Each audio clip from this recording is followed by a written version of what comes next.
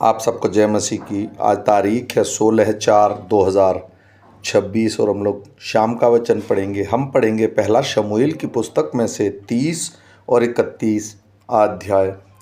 तीसरे दिन जब दाऊद अपने जनों समेत सिकलग पहुंचा, तब उन्होंने क्या देखा कि अमालेकियों ने दक्षिण देश और सिकलग पर चढ़ाई की और सिकलग को मार के फूंक दिया और उसमें की स्त्री आदि छोटे बड़े जितने थे सबको बंदी बनाकर ले गए। उन्होंने किसी को मारा तो नहीं डाला, परंतु सबों को लेकर अपने मार्ग लिया। इसलिए जब दाऊद अपने जनों समेत उस नगर में पहुंचा, तब नगर तो जला पड़ा था और स्त्रियां और बेटे बेटियां बंदी बनाकर ले जाए गए थे। तब दाऊद और वे लोग जो उसके साथ थे चिल्लाकर इतना रोए कि उनमें फिर रोने की शक्ति न रही। दाऊद की दोनों स्त्रियां यिज्रेली अहीनोम और कर्मेली नाबाल की स्त्री अबीगैल बंदी बना ली गई थी। और दाऊद बड़े संकट में पड़ा, क्योंकि लोग अपने बेटे बेटियों के कारण बहुत शोकित होकर उस पर पथराव करने की चर्चा कर रहे थे। परंतु दाऊद ने अपने परमेश्वर यहोवा को स्मरण करके हियाव बांधा। तब दाऊद ने अहीलमेक के पुत्र एब्यातार याजक से कहा, एपोद को मेरे पास ला। तब एब्यातार एपोद को दाऊद के पास ले आया और दाऊद ने यहोवा से पूछा, क्या मैं इस दल का पीछा करूं?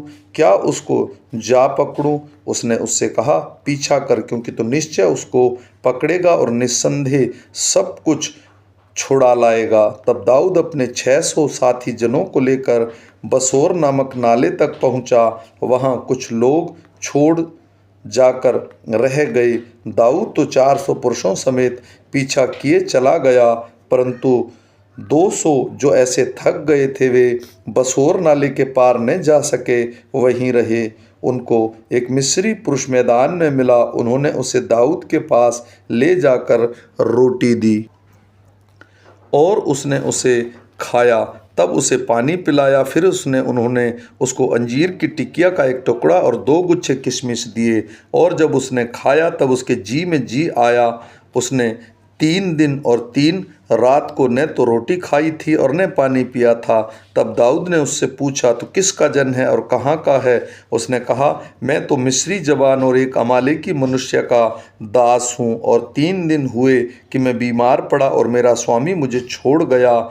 हम लोगों ने किरेतियों की दक्षिणी दिशा में और यहूदा के देश में और कालेब की दक्षिण दिशा में चढ़ाई की और सिकलग को आग लगाकर फूंक दिया था। दाऊद ने उससे पूछा, क्या तू मुझे उस दल का पास पहुंचा देगा? उसने कहा, मुझसे परमेश्वर की यह शपथ खा कि तू मुझे न तो प्राण से मारेगा और न मेरे स्वामी के हाथ कर देगा, तब तो मैं तुझे उस दल के पास पहुंचा दूंगा। जब उसने उसे पहुंचाया, तब देखने में आया कि वे सब भूमि पर छिटके हुए खाते पीते और बड़ी लूट के कारण जो वे फिलिस्तीसियों के देश में और यहूदी देश से लाए थे नाच रहे हैं। इसलिए दाऊद उन्हें रात के पहले पहर से लेकर दूसरे दिन सांझ तक मारता रहा, यहाँ तक कि 400 जवानों को छोड़ जो ऊँट पर चढ़कर भाग गए, उनमें एक भी मनुष्य न बचा। और जो कुछ अमालेकी ले गए थे वह सब दाऊद ने छुड़ाया, और दाऊद ने अपने दोनों स्त्रियों को भी छुड़ा लिया। वरन उनके क्या छोटे क्या बड़े, क्या बेटे क्या बेटियां, क्या लूट का माल, सब कुछ जो अमालेकी ले गए थे, उस में से कोई वस्तु न रही जो उसको ना मिली हो, क्योंकि दाऊद सबको सब लौटा ले आया। दाऊद ने सब भेड़ बकरियां और गाय बैल भी लूट लिए।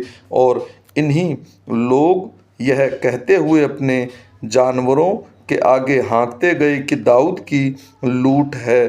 तब दाऊद उन 200 पुरुषों के पास आया जो ऐसे थके थे कि दाऊद के पीछे पीछे न चल सके थे और बसोर नाले के पास छोड़ दिए गए थे। और वे दाऊद से और उसके संग के लोगों से मिलने को चले, और दाऊद ने उनके पास पहुंचकर उनका कुशल क्षेम पूछा। तब उन लोगों में से जो दाऊद के संग गए थे सब दुष्ट और ओछे लोगों ने कहा, ये लोग हमारे साथ नहीं गए थे, इस कारण हम इन्हें अपने छुड़ाए हुए लूट के माल में से कुछ भी ना देंगे, केवल एक एक मनुष्य को उसकी स्त्री और बाल बच्चे देंगे कि वे उन्हें लेकर चले जाएं। परंतु दाऊद ने कहा, मेरे भाइयों, तुम उस माल के साथ ऐसा न करने पाओगे जिसे यहोवा ने हमें दिया है। और उसने हमारी रक्षा की और उस दल को जिसने हमारे ऊपर चढ़ाई की थी हमारे हाथ में कर दिया। और इस विषय में तुम्हारी कौन सुनेगा?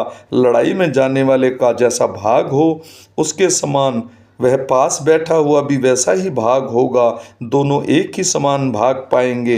दाऊद ने इस्राएलियों के लिए ऐसी ही विधि और नियम ठहराया और वह उस दिन से लेकर आगे को वरन आज लो बना है। सिकलग में पहुंचकर दाऊद ने यहूदी पुरानियों के पास जो उसके मित्र थे लूट के माल में से कुछ कुछ भेजा और यह संदेश भेजा, यहोवा के शत्रुओं से ली हुई लूट में से हमारे लिए यह भेंट है, अर्थात बेतेल दक्षिण देश में रामोत, यतीर, अरोएर, सिपमोत, एमोत, राकाल, यरमेलियों के नगरों, केनियों के नगरों, होर्मो, कोराशान, आताक, हेब्रोन आदि जितने स्थानों में दाऊद अपने जनों समेत फिरा करता था उन सब के पुरानियों के पास कुछ कुछ भेजा। फिलिस्तीसी तो इजराइलियों से लड़े और इजरायली पुरुष फिलिस्तीसियों के सामने से भाग गए और गिलबो नामक पहाड़ पर मारे गए। फिलिस्तीसी शाऊल और उसके पुत्रों के पीछे लगे रहे और फिलिस्तीसियों ने शाऊल के पुत्र योनातान, अबीनाबाद और मिल्कीस को मार डाला। शाऊल के साथ घमासान युद्ध हो रहा था और धुरंधरियों ने उसे जा लिया और वह उसके कारण अत्यंत व्याकुल हो गया।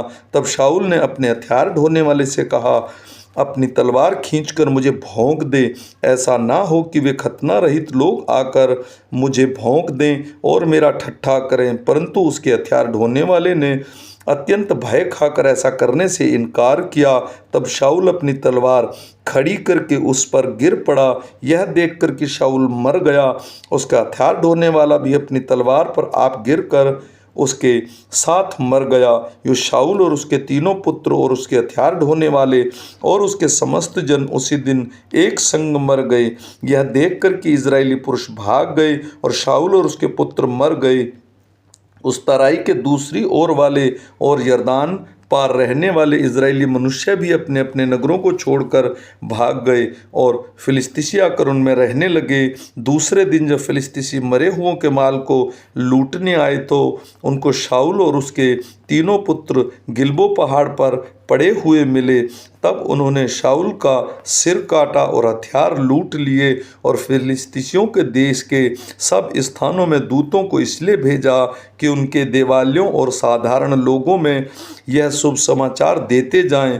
तब उनके हथियारों तो अश्तरोत नामक देवियों के मंदिर में रखे और उसके शव को बेतशान की शहरपनाह में जड़ दिया। जब गिलाद वाले याबेश के निवासियों ने सुना कि फिलिस्तीयों ने शाऊल से क्या क्या किया है, तब वह शूरवीर चले और रातों रात जाकर शाऊल और उसके पुत्रों के शव बेतशान की शहरपनाह पर से याबेश में ले आए और वहीं फूंक दिया। तब उनको उनकी हड्डियां लेकर याबेश के झाऊ के पेड़ के नीचे गाड़ दी और 7 दिन तक उपवास किया। आमीन।